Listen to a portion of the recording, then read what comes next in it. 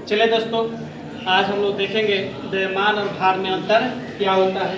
ये आपके क्लास 9 में और 11 में भी पूछता है। ठीक है, देखिए द्रव्यमान और भार में क्या अंतर होता है। ठीक है, द्रव्यमान जो होता है इसे हम एम से सूचित करते हैं। एम का मतलब होता है मास। द्रव्यमान का जो इंग्लिश होता है मास, तो इसका पता लेकर एम जो होता है इसे एम से सूचित करते हैं। और जो भार होता है, भार का जो इंग्लिश होता है वेग, और वेग का डब्लू होता है, यानी इसे हम डब्लू से सूचित करते हैं। ठीक है, देखिए द्रव्यमान अपरिवर्तित रहता है। कहने का अर्थ ये हुआ कि हम कहीं भी जाएंगे तो द्रव्यमान नहीं बदलेगा, द्रव्यमान वही का वही। अगर हम पृथ्वी पर 5 kg है तो चंद्रमा पर भी जाएंगे तो 5 kg होगा। अगर पृथ्वी पर 30 kg है तो चंद्रमा पर भी जाएंगे तो द्रव्यमान 30 kg होगा। लेकिन भार जो होता है अपरिवर्तित होता है। परिवर्तित का मतलब होता है कि इसमें गुरुत्वीय त्वरण के कारण इसका मान बढ़ता या घटता रहता है। भार का जो सूत्र होता है डब्ल्यू बराबर हम लोग पढ़े हैं mg। क्या होता है? mg। तो ये जो g होता है, g के कारण ये भार में क्या होता है, मान में परिवर्तन होता है। ठीक है, और ये जो g होता है पृथ्वी तल से चंद्रमा पर जाते हैं तो g का मान 1/6 हो जाता है। यानी पृथ्वी पर किसी वस्तु का भार अगर 30 न्यूटन हो तो चंद्रमा पर उसका भार 1/6 हो जाता है, यानी 30/6 5 न्यूटन हो जाता है। इसी कारण यह परिवर्तित होता है, यानी इसमें परिवर्तन होते रहता है।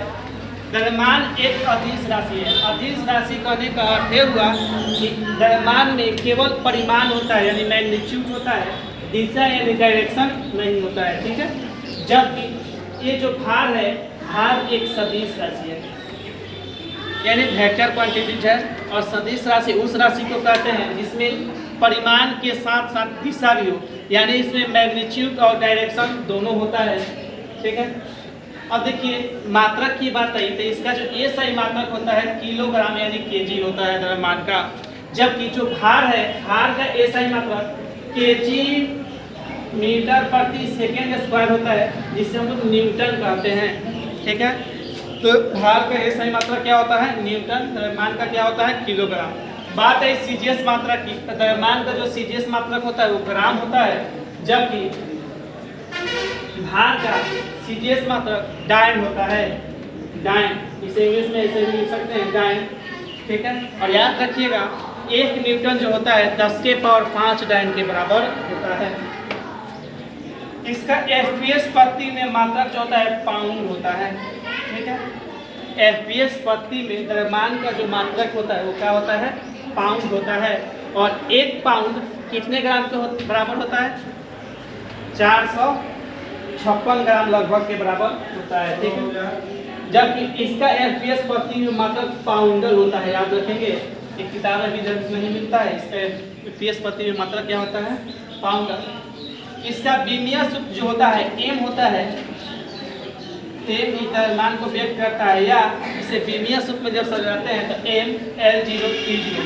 पावर 0 किसी भी चीज़ का हो जाता है तो उसका वैल्यू 1 होता है, तो इससे कोई अंतर पड़ने वाला नहीं है। ये इसका विमीय सूत्र होता है एम। जबकि इसका जो विमीय सूत्र होता है, जो बल का विमीय सूत्र होता है, वही भार का भी होता है, mL के पावर -2। और ये जो द्रव्यमान है इसे दंड तुला द्वारा मापा जाता है। किस तुला द्वारा मापा जाता है, दंड तुला। कहने का अर्थ हुआ जैसे बटखारा होता है ना, तरजुई हम लोग जो बोलते हैं, उससे नापा जाता है द्रव्यमानों को, वो होता है। जबकि इसे कमांडार तुला द्वारा मापा जाता है। ठीक है, कमांडार तुला का मतलब टांग देते हैं उसमें। ठीक है, जैसे गैस हो, देखिएगा गैस का जो वजन होता है तो टांग का होता है, और मीटर होता है बताने वाला, उससे किया जाता है। ठीक है, चलिए वीडियो पसंद है तो चैनल को लाइक सब्सक्राइब शेयर जरूर करें।